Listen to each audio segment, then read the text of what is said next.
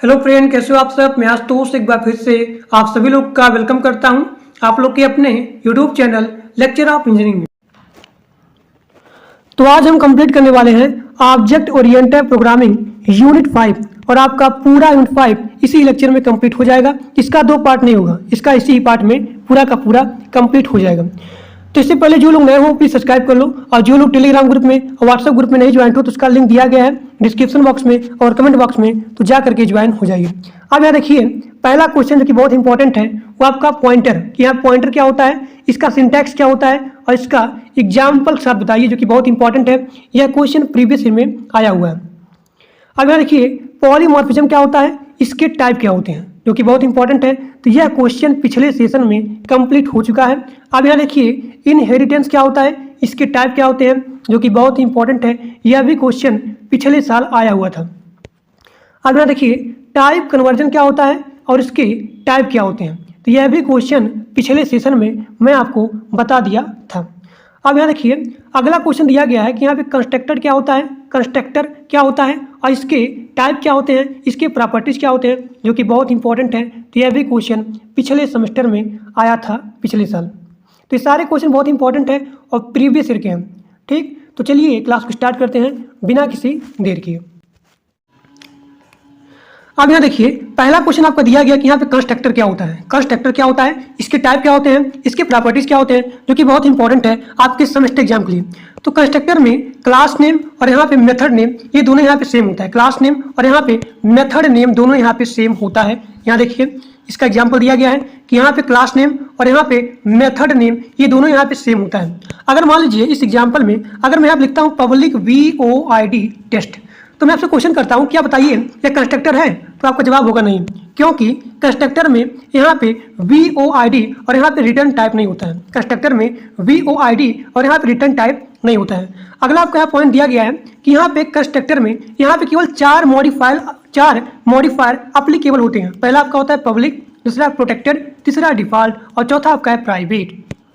अब यहाँ देखिए अगर हम लोग यहाँ पे कंस्ट्रक्टर में अगर हम लोग ऑब्जेक्ट को क्रिएट करते हैं, तो जैसे हम लोग यहाँ पे ऑब्जेक्ट को क्रिएट करेंगे तो कंस्ट्रक्टर ऑटोमेटिक एग्जीक्यूट कर देगा। यहाँ देखिए ये जैसे हम लोग यहाँ पे ऑब्जेक्ट को क्रिएट किया test T equal to new test, तो जैसे हमने यहाँ पे ऑब्जेक्ट को क्रिएट किया तो तुरंत क्या करेगा, ये तुरंत जो है एग्जीक्यूट कर देगा, तुरंत इसके पास जाएगा और यहाँ पे एग्जीक्यूट आपका हो जाएगा।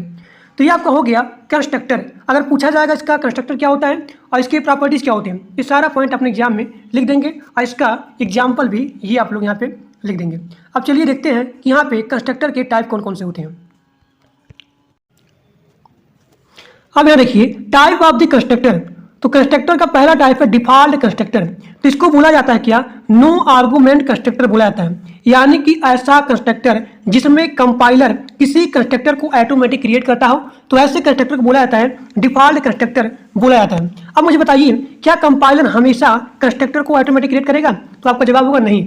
जब यहाँ पे मैंने ऑलरेडी किसी कंस्ट्रक्टर को क्रिएट कर दिया है तब यहाँ पे compiler in this case create नहीं करेगा ऑटोमेटिक। लेकिन अगर मान लीजिए मैं किसी कंस्ट्रक्टर को यहाँ पे क्रिएट नहीं किया हूँ तो ऑटोमेटिक कंपाइलर यहाँ पे कंस्ट्रक्टर को क्रिएट कर देता है। अब इसका एग्जाम्पल देखिए।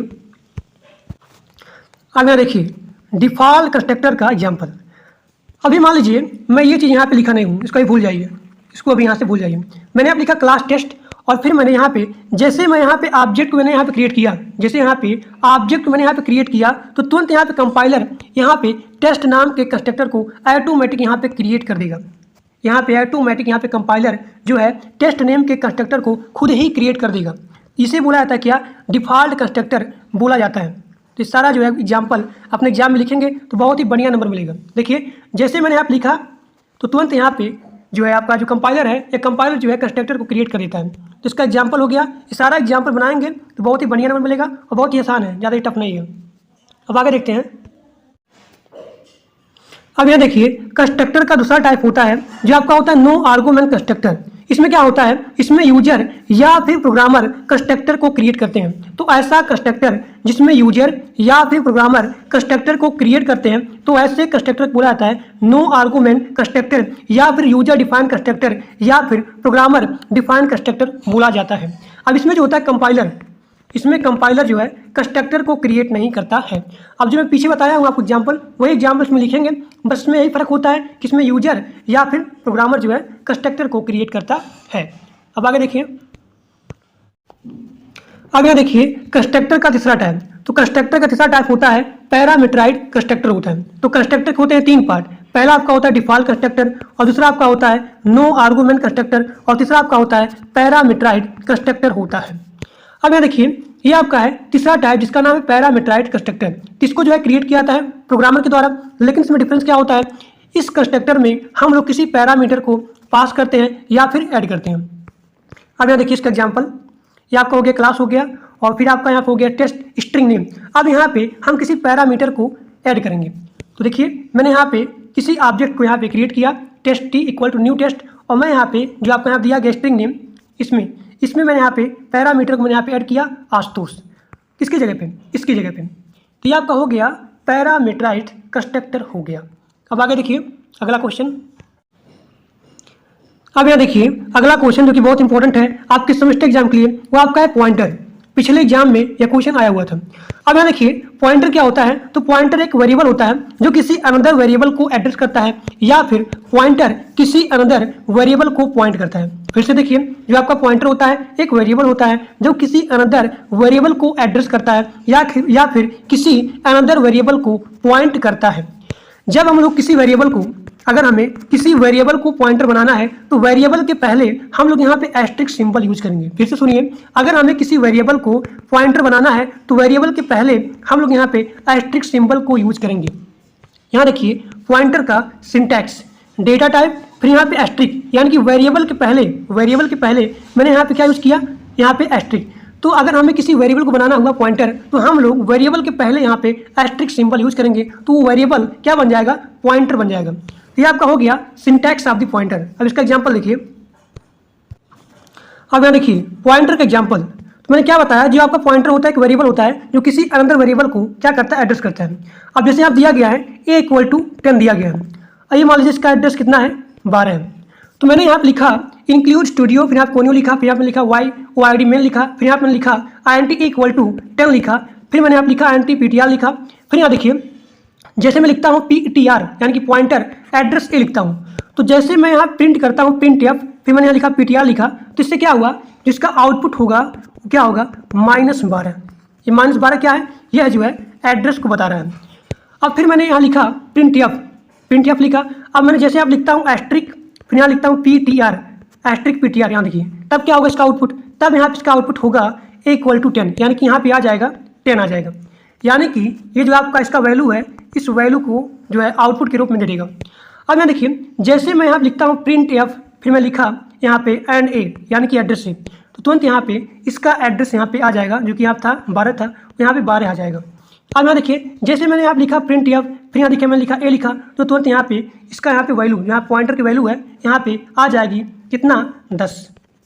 तो इसका पूरा यहाँ पे आउटपुट होगा, आउटपुट 12 होगा। यहाँ देखिए -12, यहाँ लिख दे रहा हूँ -12, फिर यहाँ पे 10, यहाँ आपका 10 होगा, फिर यहाँ पे देखिए -12 होगा, फिर यहाँ क्या होगा, 10 होगा। तो ये आपका एग्जाम्पल हो गया पॉइंटर का। अब यहाँ पॉइंटर में थोड़ा सा और आप लोग लिखिएगा, यहाँ भी पॉइंटर होता है पॉइंटर, तो जावा कभी पॉइंटर को सपोर्ट नहीं करता है, जावा पॉइंटर को कभी सपोर्ट नहीं करता है, क्योंकि जो पॉइंटर होता है यह मेमोरी स्पेस ज़्यादा लेता है। और यहाँ देखिए अगला पॉइंट लिखेंगे कि यहाँ जो पॉइंटर होता है, पॉइंटर जो है रन टाइम में बहुत ही ज़्यादा समय लेता है, पॉइंटर रन टाइम में बहुत ही ज़्यादा समय लेता है। तो सारे जो है पॉइंट अपने एग्जाम में लिखेंगे, इसका जो है एग्जाम्पल लिखेंगे, तो आप लोग को बहुत ही बढ़िया, बहुत ही लाजवाब नंबर मिलेगा। तो चलिए देखते हैं अगला क्वेश्चन। अब यहाँ देखिए अगला क्वेश्चन आपका है कि यहाँ पे इनहेरिटेंस क्या होता है, जो कि बहुत इंपॉर्टेंट है आपके सेमेस्टर एग्जाम के लिए। तो इनहेरिटेंस क्या होता है, ऑब्जेक्ट ओरिएंटेड प्रोग्रामिंग का मोस्ट पावरफुल फीचर होता है। यह जो अलाउ करता है कि एक क्लास की प्रॉपर्टीज दूसरे क्लास में क्या होती है, इनहेरिट होती है। अब आगे देखिए अगला पॉइंट, यहाँ देखिए यहाँ जो होता है इनहेरिटेंस एक मैकेनिज्म होता है जिसमें होते हैं बेस क्लास, जिसे बोला जाता है पेरेंट क्लास, यानी कि इसमें होता है बेस क्लास होता है, या फिर सुपर क्लास होता है, या फिर पेरेंट क्लास होता है। ये तीनों क्लास को, ये जो तीनों क्लास होते हैं, ये तीनों क्लास एक ही होते हैं, जो कि सबसे टॉप पे होते हैं। अब इसके अंदर आते हैं क्या, क्लास आते हैं जिसे बोला जाता है ड्राइव क्लास, या फिर यहाँ पे सब क्लास आते हैं, या फिर चाइल्ड क्लास होते हैं। यानी कि जो आपका सबसे ऊपर होगा इसे बोला जाएगा सुपर क्लास या फिर पेरेंट क्लास या फिर बेस क्लास। और इसके अंदर आता है यहाँ पे क्लास आता है जिसे बोला जाता है ड्राइव क्लास। तो देखिए जो यहाँ होता है बेस क्लास, इस बेस क्लास की प्रॉपर्टीज़, यहाँ जो सब क्लास होती है क्लास होती है, तो बेस क्लास की प्रॉपर्टीज़ इसमें क्या होती है, इनहेरिट होती है। तो वही चीज़ यहाँ पे लिखा भी गया है, आप लोग यहाँ पे पढ़ सकते हो। फादर होते हैं और यहाँ पे चाइल्ड क्लास होता है, तो जहाँ होता है फादर क्लास इसे बोला जाता है पेरेंट क्लास या फिर सुपर क्लास या फिर बेस क्लास। तो यहाँ पे फादर की जो आप होती है क्लास होती है, तो इसकी प्रॉपर्टीज़ चाइल्ड में क्या होती है, इनहेरिट होती है। अब आगे देखिए, अब यहाँ देखिए type of the inheritance, type of the inheritance. तो जहाँ होता है इनहेरिटेंस, ये होते हैं 4 प्रकार के, यानी कि जावा में इनहेरिटेंस होते हैं 4 प्रकार के। पहला आपका होता है सिंगल इनहेरिटेंस, दूसरा आपका होता है मल्टी लेवल इनहेरिटेंस, तीसरा आपका होता है हायरार्किकल इनहेरिटेंस और चौथा आपका होता है हाइब्रिड इनहेरिटेंस। तो जो आपका होता है लास्ट वाला हाइब्रिड इनहेरिटेंस, ये आपका होता है इन सभी इनहेरिटेंस का कम्बिनेशन होता है, यानी कि मिक्सअप होता है, यानी कि हाइब्रिड होता है। अब यहाँ देखिए सिंगल इनहेरिटेंस क्या होता है। अब यहाँ देखिए इनहेरिटेंस का पहला टाइप, तो पहला टाइप आपका है सिंगल इनहेरिटेंस, जिसे यहाँ पे सिंपल इनहेरिटेंस भी बोला जाता है। तो सिंगल इनहेरिटेंस में एक सुपर क्लास या फिर एक यहाँ बेस क्लास या फिर एक यहाँ पे पेरेंट क्लास होता है, और इसमें एक यहाँ पे ड्राइव क्लास होता है। तो यहाँ देखिए इंप्लॉय क्या है, एक सुपर क्लास है, और यहाँ पे एग्जीक्यूटिव क्या है, एक सब क्लास है। तो इंप्लॉय की प्रॉपर्टीज किसमें होगी, एग्जीक्यूटिव होगी। तो ये आपका हो गया सिंगल इनहेरिटेंस। अब आगे देखिए, अब यहाँ देखिए दूसरा इसका टाइप है मल्टी लेवल इनहेरिटेंस। तो इसमें क्या होता है, इसमें डिफरेंट लेवल होता है। यहाँ देखिए इसमें डिफरेंट लेवल होता है, और इसमें एक से ज़्यादा क्या होते हैं, पेरेंट क्लास होता है या फिर बेस क्लास होता है। यहाँ देखिए इसमें स्टूडेंट है, क्या है, एक सुपर क्लास है। फिर यहाँ देखिए इसका सुपर क्लास क्या होगा, यानी कि मार्क का यहाँ सुपर क्लास कौन होगा, स्टूडेंट होगा। अब यहाँ देखिए मार्क के अंदर यहाँ पे आ गया स्पोर्ट। अब यहाँ जो मार्क होगा ये क्या होगा, एक पेरेंट क्लास होगा, किसके लिए, स्पोर्ट के लिए। तो यहाँ पे स्टूडेंट की जो यहाँ प्रॉपर्टीज होगी ये यहाँ पे इनहेरिट होगी किसमें, मार्क में, और यहाँ पे मार्क की प्रॉपर्टीज इनहेरिट होगी किसमें, स्पोर्ट में।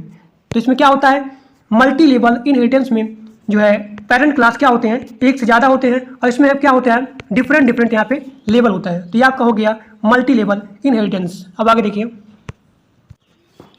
अब यहाँ देखिए इनहेरिटेंस का अगला टाइप वो आपका है हायरार्किकल इनहेरिटेंस। हायरार्किकल इनहेरिटेंस इसमें क्या होता है, इसमें जो है डिफरेंट लेवल नहीं होता है, लेकिन इसमें क्या होता है, कई प्रकार के इसमें होते हैं सब क्लास। अब इन सब क्लास के केवल यहाँ पे एक ही होता है पेरेंट क्लास, यानी कि जितने सारे यहाँ होते हैं सब क्लास, इसमें सब क्लास एक नहीं होते हैं, इसमें सब क्लास एक से ज़्यादा होते हैं, लेकिन इन सभी सब क्लास का जो होता है पेरेंट या फिर सुपर क्लास वो यहाँ पे एक ही होता है। तो उसे ही बोला जाता है क्या, हायरार्किकल इनहेरिटेंस। अब यहाँ देखिए एक सेकंड मैं आपको इसे दिखा दे रहा हूँ। ये अब देखिए यहाँ स्टूडेंट ये क्या है, एक सुपर क्लास है, एक ही है, जो कि यहाँ पे बेस क्लास है, और यहाँ पे साइंस, कॉमर्स, आर्ट ये सभी यहाँ क्या है, सब क्लास है। तो इन सभी का जो यहाँ पे पेरेंट होगा वो कौन होगा, स्टूडेंट होगा। यहाँ देखिए कॉमर्स, आर्ट और यहाँ पे साइंस हो गया, इन सभी का जो यहाँ पे पेरेंट होगा वो क्या होगा, स्टूडेंट होगा, और इसकी प्रॉपर्टीज़ इन सभी में होगी, इसकी प्रॉपर्टीज़ इसमें होगी और यहाँ पे आर्ट में भी होगी। तो ये आपका हो गया हायरार्किकल इनहेरिटेंस। अब आगे देखिए, अब यहाँ देखिए इनहेरिटेंस का अगला टाइप वो आपका है हाइब्रिड इनहेरिटेंस। इसके नाम देखिए हाइब्रिड, यानी कि एक से ज़्यादा जो आप होते हैं इनहेरिटेंस उसके कॉम्बिनेशन को बोला जाता है क्या, उसके कॉम्बिनेशन को बोला जाता है क्या, हाइब्रिड इनहेरिटेंस। यानी कि टाइप ऑफ द इनहेरिटेंस, एक से ज़्यादा यहाँ जो टाइप होती है इनहेरिटेंस का उसके कॉम्बिनेशन को बोला जाता है क्या, हाइब्रिड इनहेरिटेंस बोला जाता है। इसका एग्जाम्पल देखिए, ये यहाँ देखिए यहाँ दिया गया है ग्रैंडफादर और यहाँ पे आ गया फादर इसके अंदर। तो यहाँ पे ग्रैंडफादर क्या है, ये आपका सुपर क्लास, और जहाँ फादर दिया गया है ये आपका ड्राइव क्लास। तो ये आपका हो गया क्या, सिंगल इनहेरिटेंस हो गया। अब यहाँ देखिए ये चीज़ फादर हो गया, और फादर के अंदर ये आपका हो गया सन हो गया, और यहाँ पे डॉटर हो गया। तो जब यहाँ पे कई सारे होते हैं सब क्लास और यहाँ पे एक ही होता है पेरेंट, तो उसे बोला जाता है क्या, हायरार्किकल इनहेरिटेंस बोला जाता है। तो अगर आप यहाँ देखेंगे यहाँ पे 2 कॉम्बिनेशन है, किसका, सिंगल इनहेरिटेंस का और यहाँ पे हायरार्किकल इनहेरिटेंस का, तो उसे बोला जाता है क्या, हाइब्रिड इनहेरिटेंस। अब यहाँ पे जो होता है ग्रैंडफादर, इसकी प्रॉपर्टीज इसमें होगी इनहेरिटेंस मतलब यहाँ फादर में, और यहाँ पे फादर की प्रॉपर्टीज इनहेरिट होगी सन में और यहाँ पे डॉटर में। तो ये आपका हो गया हाइब्रिड इनहेरिटेंस। तो आज आपका पूरा UPS यूनिट 5 पूरा का पूरा कंप्लीट हो चुका। तो आज के लिए बस इतना है, थैंक यू।